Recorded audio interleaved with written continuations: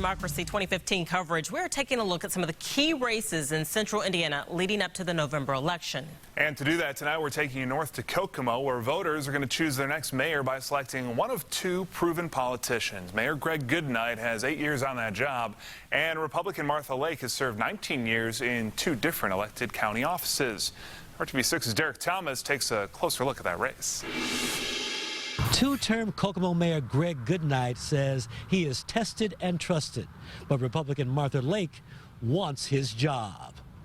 The 70-year-old Lake is a Howard County auditor. She served 2 terms in that office, followed by 2 terms in the treasurer's office, and is now back in the auditor's office again.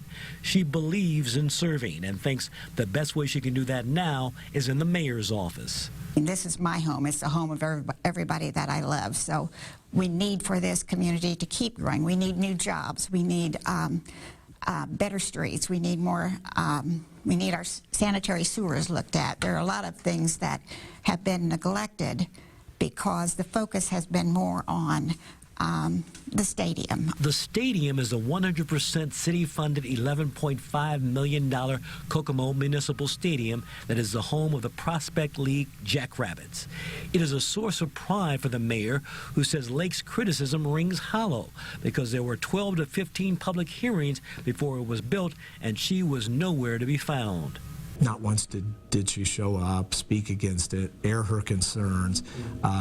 It became an issue once she filed for office, so you have to be a little suspect of the timing. Goodnight would rather talk about leading Kokomo through the dark days of 2008 when unemployment was 22% until now, when that number has dropped to 4.6%.